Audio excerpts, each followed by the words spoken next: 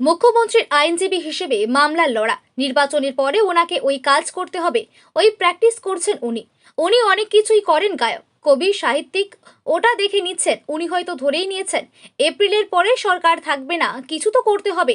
কল্যাণ ব্যানার্জির সাথে ফাইল নিয়ে সুপ্রিম কোর্টে যাবেন। এসআর এর বিরুদ্ধে বিরোধীদের একত্রিত হওয়া, বিহারে হয়ে গেল এসআইআর, অনেক বড় বড় কথা বলেছিলেন। যখন লিস্টে বেরোলো কেউ কমপ্লেন করতে চায়নি, ভোট হয়ে গেল, রেজাল্ট সবাই জানে। সেই জন্য চেঁচামেচি যেটা করছেন ওনারা, সেটা এসআরকে আটকানোর জন্য। পশ্চিম বাংলাটা হচ্ছে বিরোধীদের গড়, এখানে যদি উইকেট পড়ে যায় ভারতবর্ষে বিরোধী নেতা বলে কেউ থাকবে না। মানুষ শুদ্ধিকরণ শুরু করেছে ভারতবর্ষে, দুর্নীতি মুক্ত ভারত, হিংসা মুক্ত ভারত। প্রতিটি নির্বাচনে তাই হচ্ছে, আর সেটাকে বিরোধীরা ভয় পাচ্ছে। মুখ্যমন্ত্রী দিল্লি যাত্রা নিয়ে দিল্লিতে অনেকবার গেছেন তিনি। বাংলায় একটা কথা আছে, যখন সময় চলে আসে শিয়াল নাকি শহরের দিকে ছোটে। সময় এসে গেছে। পশ্চিমবঙ্গ পুলিশ কি করবে?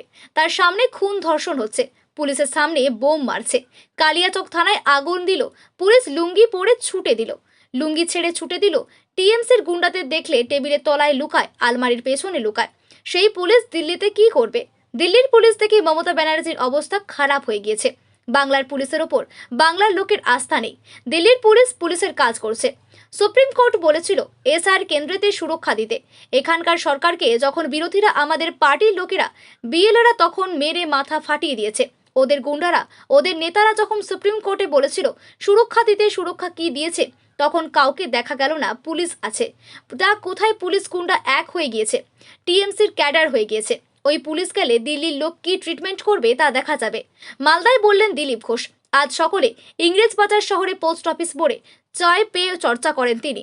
আমার মনে হয় ইলেকশনের পরে ওনাকে ওই কাজই করতে হবে, এটাই প্র্যাকটিস শুরু করেছে। মুখ্য নির্বাচন কমিশনের বিরুদ্ধে এক কাট্টা হচ্ছে বিরোধীরা, চলতি অধিবেশনে ইমপিচমেন্ট আনার প্রস্তুতি। বিহারের হয়ে গেল এসআইআর, অনেক বড় বড় কথা বলেছিলেন। যখন লিস্ট বেরোলো কেউ কমপ্লেন করতে যায়নি, এবং ভোট হয়ে গেল, রেজাল্ট সবাই জানেন। সেজন্য এই চেঁচামেচি যেটা করছেন ওনারা এসআইআরকে আটকাবার জন্য। কারণ পশ্চিমবাংলাটা হচ্ছে বিরোধীদের গড়, একমাত্র নেত্রী মমতা ব্যানার্জি। এখানে যদি উইকেট পড়ে যায় তাহলে ভারতবর্ষের বিরোধী নেতা বলে কেউ থাকবে না। কারণ ভারতবর্ষের মানুষ এখন আর শুদ্ধিকরণ শুরু করেছে ভারতবর্ষে। স্বচ্ছ ভারত তৈরি করছেন পাবলিক, দুর্নীতিমুক্ত ভারত, হিংসা মুক্ত ভারত, দেশদ্রোহী মুক্ত ভারত। আর প্রত্যেকটি নির্বাচনে সেটাই হচ্ছে, সেটাকে বিরোধীরা ভয় পাচ্ছেন। বলছি, দিল্লি গেছেন মুখ্যমন্ত্রী, এই দিল্লি যাত্রাকে কীভাবে দেখছেন? দিল্লিতে অনেকবার গেছেন উনি। তো আমাদের বাংলায় একটা কথা আছে, যখন সময় চলে আসে শিয়াল নাকি শহরের দিকে ছোটে। তো সময় এসে গেছে। একটা বিষয় দাদা, সেটা হচ্ছে বাংলার পুলিশ কি করবে? তার সামনে খুন ধর্ষণ হচ্ছে, পুলিশকে বোম মারছে, ছুটছে পুলিশ। আমরা দেখেছি যখন এই কালিয়াচক থানায় আগুন দিল, পুলিশ লুঙ্গি পরে ছুটেছিল, লুঙ্গি ছেড়ে ছুটেছিল।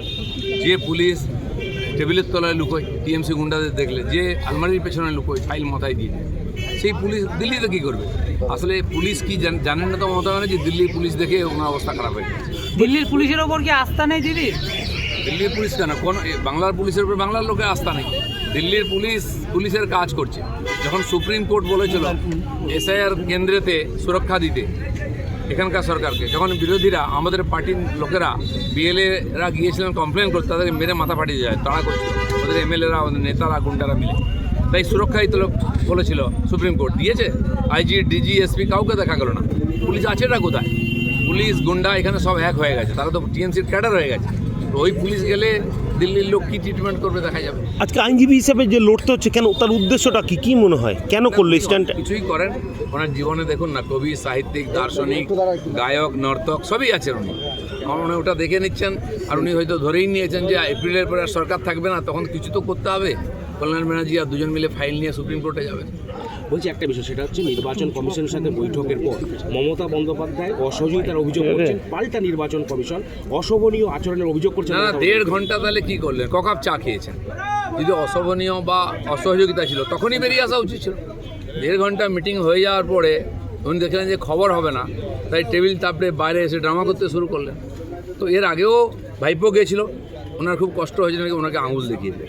আপনি সকাল বিকাল আমাদের চোখ দেখান, একটু আঙুল দেখিয়ে দিতে কী মহাভারত ওষুধ হয়ে গেছে। তিনি ড্রামা করেছিলেন, কী হয়ে গেল? কিচ্ছু হবে না, সব ঠান্ডা হয়ে যাবে। ডিস্ট্রিক্ট ম্যাজিস্ট্রেট, আমি যখন এমপি ছিলাম আমার সঙ্গে ওখানে ডিস্ট্রিক্ট ম্যাজিস্ট্রেট দেখা করতাম, ভয় পায় আমাদেরকে, চোর ডাকাতরা ঘিরে থাকে ওদেরকে সবসময়, কী করে আমাদের সামনে আসে। সেই জন্য এই সমস্যার সমাধান একটাই আছে, এখানে পরিবর্তন।